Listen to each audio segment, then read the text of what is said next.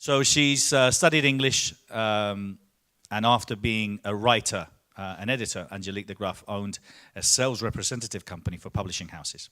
Later on, she became a teacher in a special school for teenagers with learning and behavioral challenges and started studying NLP, RET, Gestalt therapy, leadership, coaching, training, and non-violent communication. The title of her talk is The Class Whisperer. Yes, indeed. Thank you so much. Everyone, big round of applause for Angelique.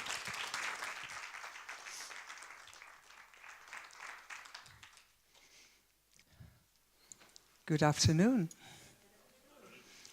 You can hear me, right? I can hear me 10 times as loud as I know from the inside. Still good to you? Yes. I was called the glittery lady, and that was a good thing. I was teacher in a special school at the time, and it took me like, I think, over half a year to understand how to connect with the kids. My name is Angelique De Graaf, and I am the Class Whisperer. One of my companies is called the Class Whisperer.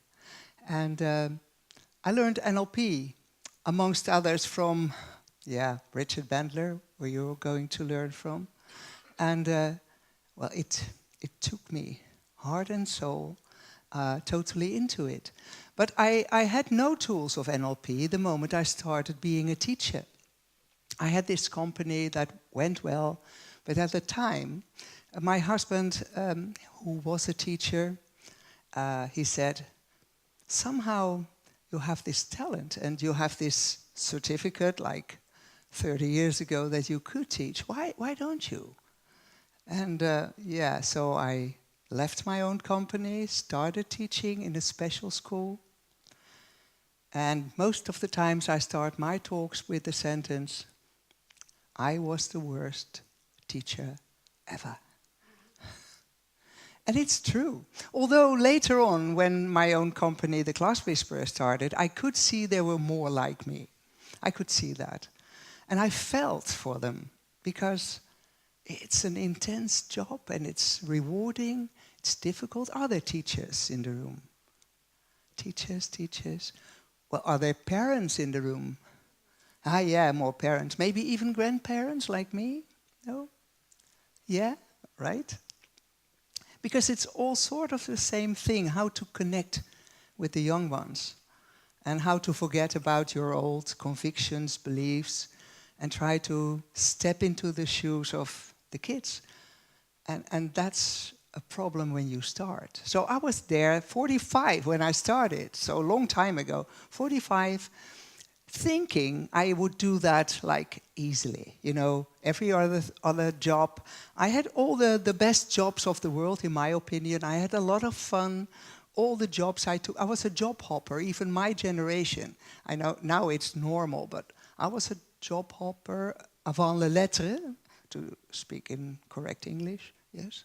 So, but this job, the first day I was in the room, in the classroom with the kids, I remember quite vividly how they hang from the ceiling, jumped out of the windows, kicked each other, and I was standing there thinking, what? What to do? And I didn't know.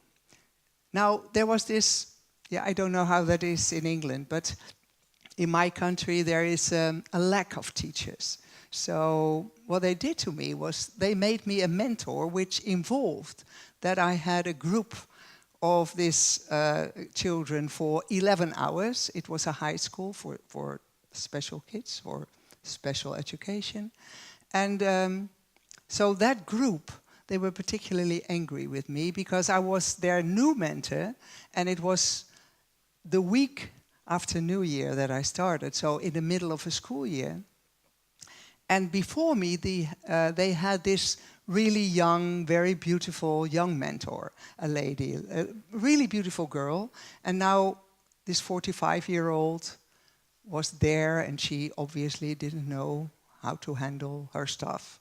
So It was confusing for all parties. So what I did was, after that first hour with that group, I found it is necessary to take some action and get some, feedback from others than the class, because that feedback didn't really please me. So I went down to the principal and said, okay, right, where is the list?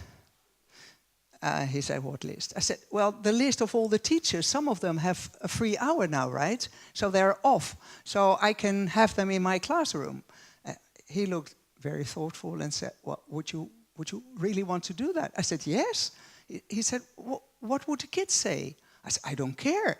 I mean, they don't listen now. I'd rather have someone with me. So I took up a new tradition there and took for every hour in my week a teacher from the list, telling him to come in my room because he was free. They didn't mind the first week, the teachers. They minded a bit the second week, and they started vividly hating me in the third week. But it helped a lot, because they were sitting there, and that alone made the kids a little bit more quiet, so that I could breathe, I didn't get to the stage that I could really teach, but I could breathe. It was really helpful. So I asked for feedback from the teachers. What am I doing right? What am I doing wrong? And I got so many tips. And they were all wrong for me. That's what I learned there. They started telling me, so you know what? You are too gentle, too kind. You have to break them down first and then build them. I said, what? So I didn't pay attention to that. And they had a lot of advices, which I, in my trainings now, would mention or call puzzle pieces. They would give me puzzle pieces from their model of the world. They would think, okay, well, here I am, the teacher who knows, talking to a teacher who doesn't. And obviously her puzzle is really chaotic. So I'm the one to give the right piece. And all the time, I said to them, well, the piece you give me, it doesn't fit. But what did they do? It was so funny. I was old enough to be able to laugh about it and not take their advice. So what they did was, okay, so this puzzle piece doesn't fit, you think? Really? And they would throw it on the ground, and they would do something like this. And they would say, it fits. And they would walk away and didn't notice that the puzzle piece would flop out of my puzzle, obviously. It didn't fit.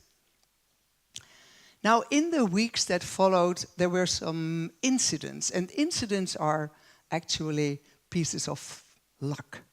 There were incidents that were really difficult. One of them was in the first week already. There were two kids, let's call them Pete and Bob. They were 14-ish, first class in that school. And I entered the room of my class a little bit late, coming from another location. And what happened was, in the middle of a mob of kids were a long guy and a small guy, both 14. And the long guy had the head of the small guy under his arm, and he was punching the one. And everyone around him, like 12, 14 other kids, were shouting, yeah, yeah, yeah. And I was terrified, and I was walking up to them, squeaking, stop it, not knowing how to use my voice, obviously, and nothing happened. So I came a little bit closer. Now, I have to tell you, I do karate, and I do have a black belt. I was not about to use that. So I was really, pulling my own hair, and then I just knocked really softly on the head of the big one who was punching the head of the small one. So I talked on his head. He dropped the head of the kid he held. That kid fell down like a puppet on a string where the strings were, not being kept again. And he shouted to the rest of the mob, "She hit me." Now, the guy on the floor, he said, "She hit him." Now everyone shouted, "She hit him." And I was thinking, oh, this is the worst thing. This is the worst case scenario in the first week where in a country where hitting is obviously forbidden, and I hit a guy. So I left them all, ran down to the principal again and said, okay, principal, sorry, I hit a kid. And he looked at me very seriously. He said, that's a bad thing. I said, yes, I know. It's a bad thing. I didn't know what to do. I hit him. Anyway, the incident, how it helped. At the end of the day, Bob, the biggest one, had brought his parents with him to talk with the teacher, the principal, and my mentor.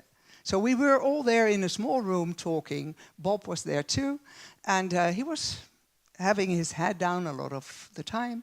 And actually, I was being scolded at, you know, how can I do that? I'm a new teacher, blah, blah, blah. And I took it because I thought, yeah, it's right. I really, I hit him. But then I noticed something about Bob. And I was thinking, in all the days that I taught this class, I found out that most of the kids were so honest in their feedback, so honest in what they said. So I just like prompted to him. So Bob, what I noticed, you know, it's all done, I know, but what I noticed about you is that you're this really honest guy, you know. So would you please do me the honor again and tell every one of us the whole story, what happened? What happened this morning in the class? And then he related like word for word the real truth of what happened. And I was astonished. And then his parents started to scold him. And I said, well, please stop. He deserves a cake or whatever, but he deserves a prize. He dares to tell the truth now. And so thank you very much, Bob, that you did that. And I didn't really understand what happened between him and me that he did that for me. And now more incidents started popping up. And I had no words for that. The words for that came, so because in the end, like 3 months later, the class sort of was, I don't know, they were transformed or something. They became my fan club. I don't know what happened. But what I did know was that the next year I started doing an NLP course. It was just a Dutch NLP course, so it wasn't already with Richard Bandler. It was sort of watered down, but still very good. And what I found is that I got words for the things that helped, so that you could repeat them. I got words for what I did good. A lot of things I did wrong. So as I started with those things, a lot of things, I really missed out. But the things that went right, I could now sort of diagnose those and find that it had to do with connecting, with pacing and leading. You will learn tomorrow or Monday it starts, I think. So how to be prepared to follow the ones you want to lead in the end. And that's more the message of the Class Whisperer. You have to follow, you have to understand, you have to be prepared and love the kids, even if their behavior doesn't suit you. Even if you think they are disruptive, they are disrespectful, they are whatever you think they are, because they are not. They are your feedback. They are reacting to the person that's in front of them. And you might not like it. You might not like the mirror they give you. You might even be very angry about it, and then project that anger on the kids, and then find that there's never going to be a connection, and there's never going to be progress. Because in the end, a parent, a teacher, they all want their kids to progress. They all want their kids to be the best person they can ever be. And what they most of the time forget is that it starts all by themselves, with themselves. So we have to be the best person we can be. We have to admit when we do something wrong. We have to understand that there's different rules going on in the heads of kids, or even in the heads of our employers, employees, neighbors. If we forget that that's true, if we think that everyone has to think the way we do, if we think that everyone has to behave the way we want them to, we actually think we have the keys in the bags of all the people, which we don't. And so we get frustrated, we get angry, because we miss out having keys in the bags of other people. There's maybe one key, and that's the key in the back of ourselves. And we have to adjust them time and again to be the best person, parent, teacher we can be. And it will never be perfect. It will never be perfect. But my award was truly, at the end of that first school year, that was half a year for me, to become what we call a trusted person. I don't know if you know about that. So the whole school, which actually was only 104 kids, but still, the whole school, they appointed me as the trusted person. And that honor was really so awarding. So I made every mistake possible and still be trusted. And that started, I think, the moment I decided to trust that the kids were honest and to take everything literally, what they told me. So sometimes they told me, I don't understand. I don't know. Don't you know, Angelique? I'm not for nothing at this school, this special school. I can't learn. And it was really a privilege that most of the kids at the end of the school years could finally agree that they could learn. And that they were wonderful, they were gems. And I can still be very touched when I think about them, and a lot of them come still to my house, even though I think it's 15 years ago that I ended being a teacher and started being an NLP trainer. So I don't know how much time I spend here on this stage, but I think this is what I wanted to tell you. And at my table, you might be interested in taking up a brochure, but also that I'm busy writing a book that I call Life Hacks for Teachers. And it's not there yet, but you might want to sign in, and so that if the book is there, I can just let you know. It's not that you buy it already, it's just to let you know that it's there. Okay, thank you very much.